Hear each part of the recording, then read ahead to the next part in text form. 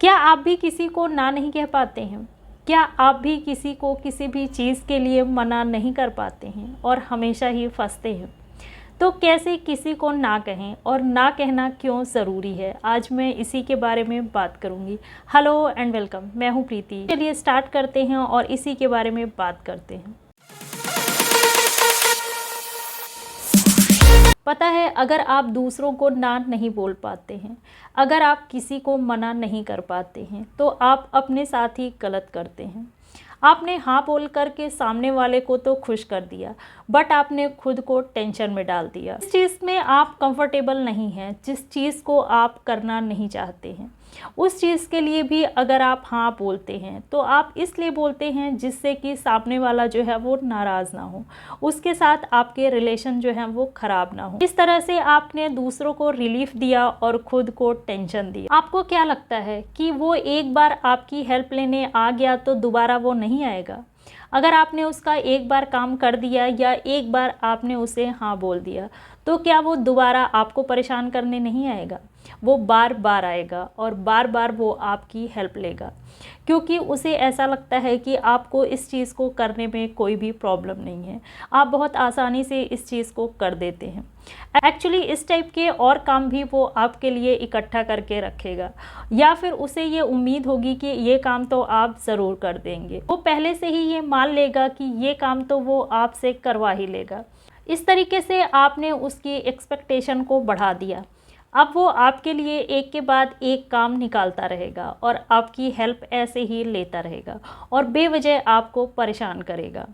अब आप अपने काम को पीछे कर देंगे और उसके काम को आप पहले करेंगे और हमेशा ही स्ट्रेस में रहेंगे। आपका प्रेशर भी बढ़ेगा और आपको बुरा भी लगेगा, बट अब आप उसको मना नहीं कर पाएंगे। अब आपके लिए मना करना और ज़्यादा मुश्किल हो जाएगा, क्योंकि अब आपको नए बहाने ढूंढने पड़ेंगे, कुछ सॉलिड बहाने आपको उसके लिए बनाने पड़ेंगे। अब आसानी से वो आपका पीछा छोड़ने वाला नहीं, इसलिए आप इस चीज़ का वेट मत करिए कि किसी चीज़ की हद हो जाए तब आप बोलें।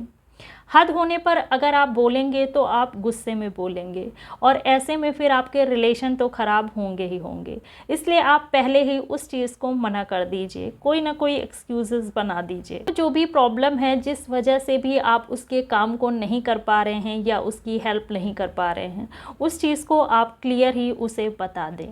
अगर आप उसे नहीं बता सकते हैं तो आप कोई ना कोई बहाने बना लीजिए, खुद को मुसीबत से बचाने के लिए या फिर अपने टाइम को बचाने के लिए। अगर आप झूठ भी बोलते हैं तो इसमें कोई बुराई नहीं है। कभी कभी हमें झूठ का सहारा भी लेना पड़ता है और ये चीज़ ज़रूरी भी है।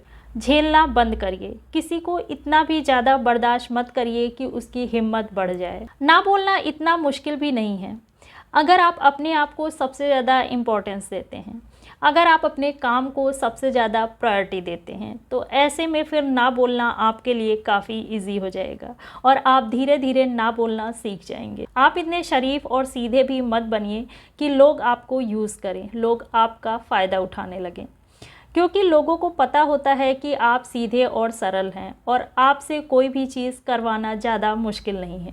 अगर वो अपनी प्रॉब्लम आपके सामने रखेंगे तो आप उनकी हेल्प के लिए तुरंत ही तैयार हो जाएंगे, या फिर वो आपके ऊपर थोड़ा सा भी प्रेशर डालेंगे तो आप अपने आप को पीछे रख करके उसके काम को पहले करेंगे।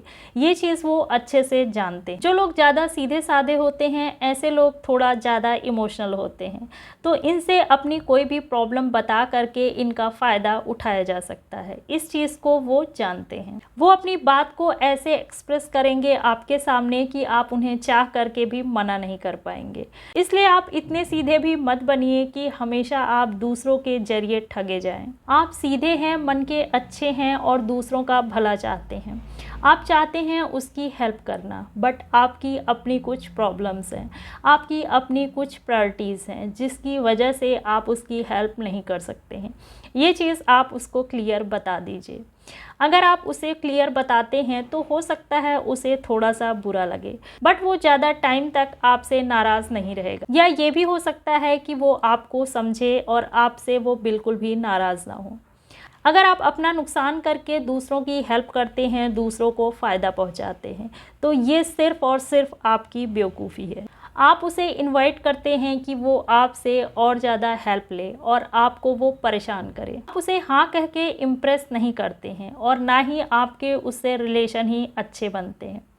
वो आपके कांटेक्ट में इसलिए है क्योंकि उसे आपकी ज़रूरत है। जब उसकी ज़रूरत ख़त्म हो जाएगी तो उसकी नज़र में आपकी वैल्यू जो है वो ज़ीरो हो जाएगी। इसीलिए आपकी तारीफ़ करता है या फिर आपको वैल्यू देता है, जिससे कि आप उससे खुश रहें और वो अपना काम आपसे निकलवाता रहे। अगर आप ये सब कुछ जानते और समझते हैं और फिर भी आप उसे हाँ कहते हैं, आप उसे मना नहीं कर पाते हैं, तो ये आपकी सीधाई या आपकी अच्छाई नहीं कहलाएगी।